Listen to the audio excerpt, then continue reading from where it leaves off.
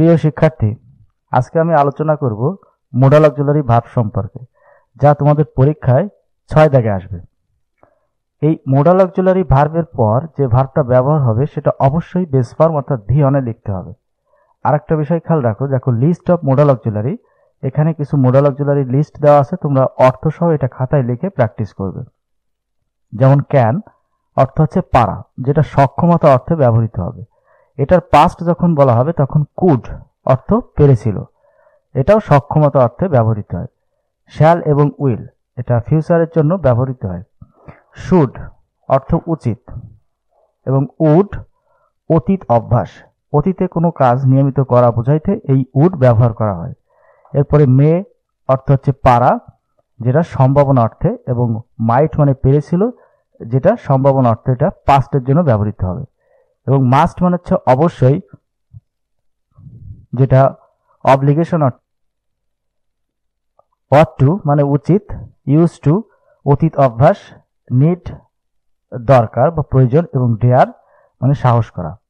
এখন এগুলো পরীক্ষায় কিভাবে থাকবে একটু দেখো। উত্তর করার সময় তোমরা অবশ্যই খেয়াল করবে, অ্যাবিলিটি যখন বলবে তখন ক্যান বা কুড ব্যবহার করবে। যদি পাস্টে থাকে তাহলে কুড ব্যবহার করবে, এবং প্রেজেন্টের জন্য ক্যান ব্যবহার করবে বা ফিউচারের জন্য। আর যদি পসিবিলিটি লেখা থাকে তাহলে মে অথবা মাইট। অবলিগেশন থাকলে মাস্ট বা শুড ব্যবহার করবে, এবং ক্যান বা উইল ব্যবহার করবে সাধারণত রিকোয়েস্ট যদি বলা থাকে, এবং পোলাইট রিকোয়েস্টের ক্ষেত্রে কুড এবং উড ব্যবহার করবে। আরেকটা বিষয় খেয়াল রাখবে যে অ্যাডভাইস যদি বলে তাহলে শুড ব্যবহার করবে। এবং এগুলো অ্যাসার্টিভ সেন্টেন্স বা ইন্ট্রোগেটিভ সেন্টেন্সের তৈরির সময় তোমরা অবশ্যই এগুলো ব্যবহার করবে। এখন একটা প্রশ্ন দেখে নাও, যেমন Rakib gets up late, his father wants him to get up early.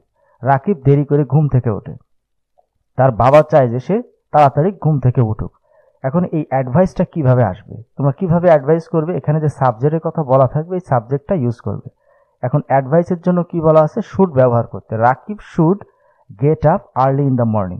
এখানে গেটস থেকে কেন গেট হয়েছে, এখানে দেখো মোডালের পরে ভার্বের বেস ফর্ম রাখতে হবে। এরপরের সেন্টেন্স দেখো, কবির নোজ হাউ টু ড্রাইভ এ কার।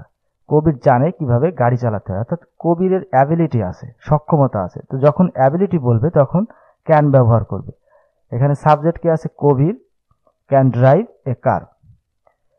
এরপর দেখো, the sky is cloudy, possibility অর্থাৎ কি হতে পারে, যদি আকাশ মেঘাচ্ছন্ন থাকে তাহলে বৃষ্টি হওয়ার সম্ভাবনা আছে। এই সেন্টেন্সটা কিভাবে তৈরি করবে?